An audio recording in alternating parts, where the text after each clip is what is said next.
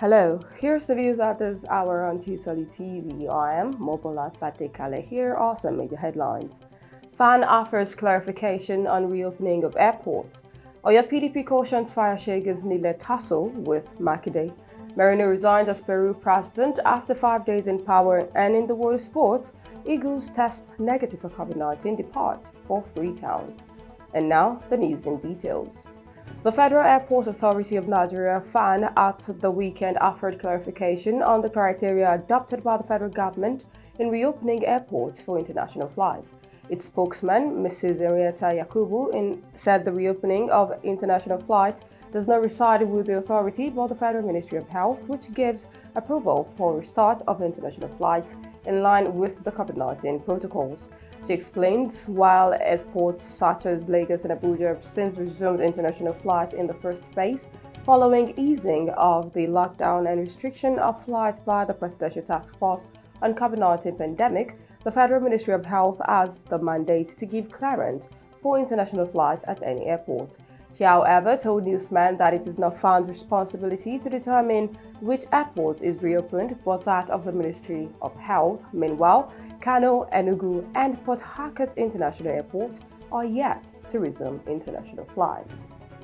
The federal government has today commenced a service-wide training on the performance management system for officers in the nation's public service. The training, which was declared open by Dr. Folashade Yemiason, head of the Civil Service of the Federation at the Public Service Institute of Nigeria, PSIN, is in partnership with the Chartered Institute of Personnel Management of Nigeria, CIPM. According to Yemiason, the training is expected to train public officers on objective setting, organizational performance, service delivery, as well as public accountability.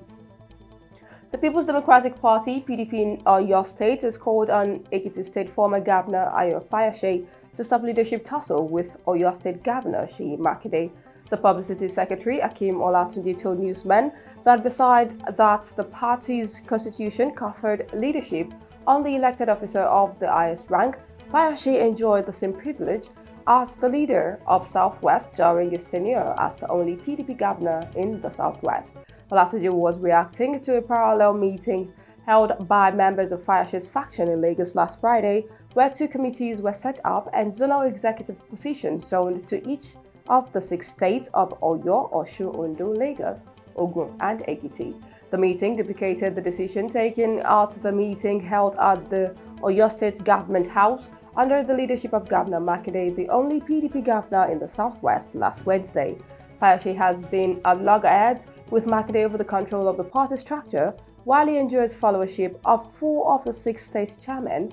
Those of Oyo and Ondo are said to be with Makinde. The University College Hospital has received 3 mobile ventilators from the federal government of Nigeria. The ventilators were given to support the hospital's effort against the COVID-19 pandemic. The brand new leading-edge ventilators, which were initially donated to the country by the United States Agency for International Development, USAID, was set to be presented to the Chief Medical Director, Professor Jesse Otegbayo. The UCH boss affirmed that the ventilators will be deployed for the benefit of patients who require them. The news on TUSSLE TV will be back right after this.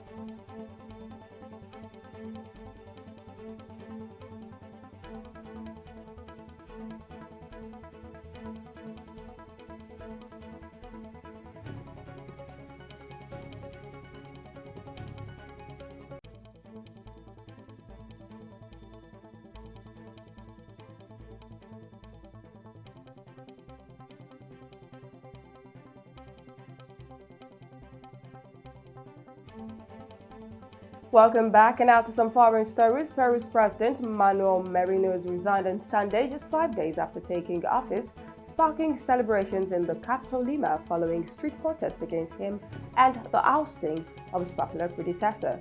MERINO, who is 59, stepped down shortly after a crisis session of Congress called on him to quit power before 6 p.m. or face censure.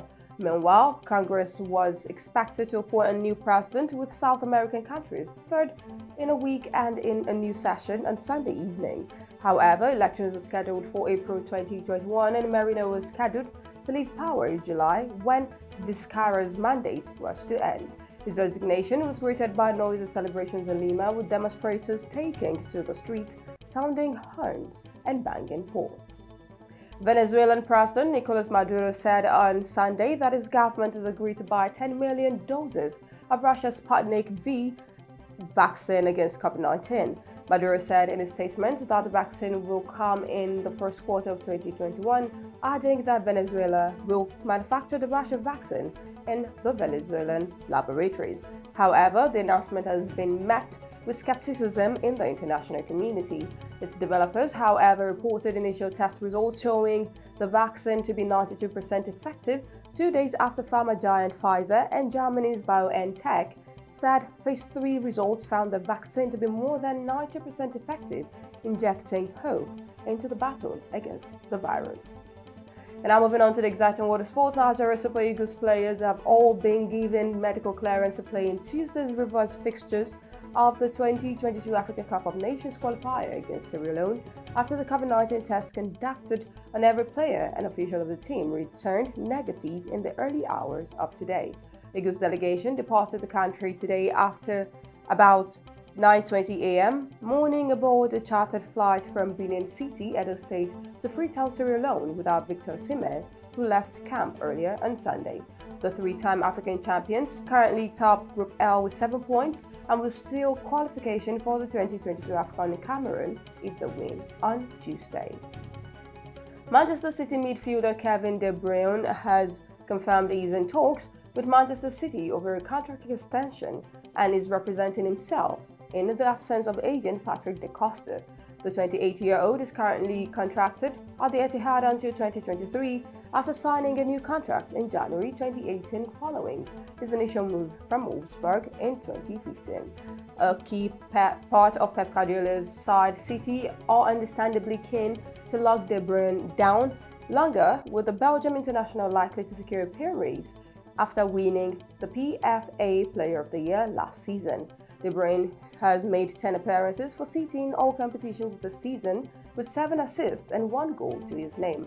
Overall, the Belgian has made 232 appearances for the Premier League side, contributing 96 assists and 58 goals. And with that, we come to the end of the news. Here is a recap of the major headlines. FAAN offers clarification on reopening of airports. Oyo PDP cautions FAYOSE against needless tussle with MAKINDE. MERINO resigns as Peru president after 5 days in power. And in the water sports, you heard Eagles testing negative for COVID-19 departs for FREETOWN. Please do not forget to always adhere to COVID-19 safety measures. The news was compiled by Hope Chijoke. I am Mobola Batte Kale. Good day and thank you for watching.